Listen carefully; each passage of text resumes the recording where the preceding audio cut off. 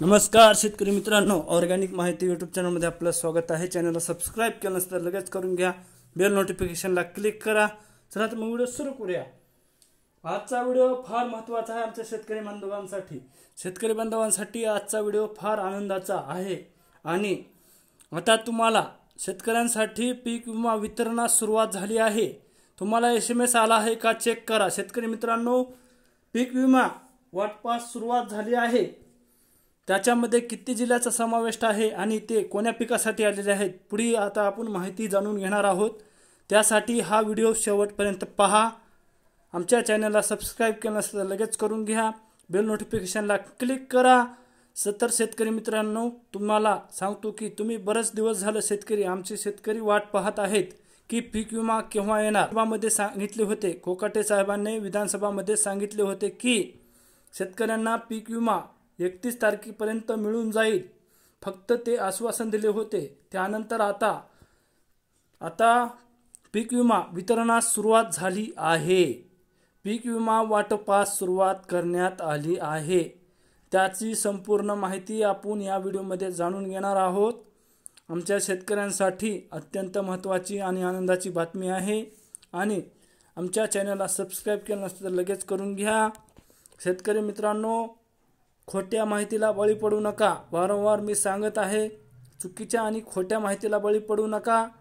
आता विमा तुम्हाला मिळणारच आहे। विमा मंजूर झालेला आहे आणि वाटपास सुरुवात झालेली आहे। तर आमच्या शेतकऱ्यांसाठी अत्यंत आनंदाची बातमी आहे की त्यांना लवकरच पीक विमा मिळणार। ह्या 4-5 दिवसात तुम्हाला SMS 100% येणार आहे। तुम्हाला 5 दिवसामध्ये SMS 100% येणार आहे। पीक विमा मिळण्यास सुरुवात झालेली आहे। ते कोणते जिल्हे आहेत आणि त्या कोण्या पिकासाठी पात्र आहेत, ते जिल्हे कोण्या पिकासाठी पात्र आहेत याची संपूर्ण माहिती आपल्या व्हिडिओमध्ये घेण्याचा प्रयत्न करणार आहोत।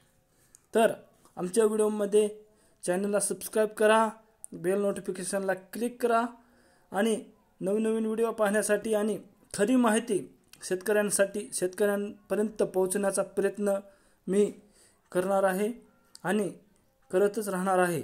माझ्या शेतकऱ्यांसाठी मी आज आनंदाची बातमी घेऊन आलो आहे माहिती। तर पुढील प्रमाणे पाहूयात कोणत्या जिल्ह्यासाठी कोणतं पीक मंजूर करण्यात आलेलं आहे। बघा, महाराष्ट्रातील 34 जिल्ह्यांमध्ये पीक विमा वाटप सुरू करण्यात आले आहे। यामध्ये अकोला, अमरावती, अहमदनगर, धाराशिव, छत्रपती संभाजीनगर, कोल्हापूर, चंद्रपूर, जळगाव, जालना, यवतमाळ, नाशिक, लातूर, बीड, भंडारा, बुलढाणा, सांगली, नंदुरबार, परभणी, वर्धा, नागपूर, गोंदिया, ठाणे, रत्नागिरी, सिंधुदुर्ग, पालघर, वाशिम, पुणे, धुळे, हिंगोली, सोलापूर, नांदेड आणि उस्मानाबाद या जिल्ह्याचा समावेश आहे। या जिल्ह्यामध्ये सोयाबीन, कपाशी, तूर, मूग, उडीद आणि खरीप ज्वारी यासारख्या पिकासाठी पीक विमा वितरणास सुरू करण्यात आलं आहे। सरासरी आता आपल्या नांदेड जिल्ह्यामध्ये सर्वच मंडळ पात्र झालेले आहेत। त्यांच्यासाठी पण वाटप सुरू करण्यात आलेलं आहे। चला, नमस्कार, जय हिंद, जय महाराष्ट्र।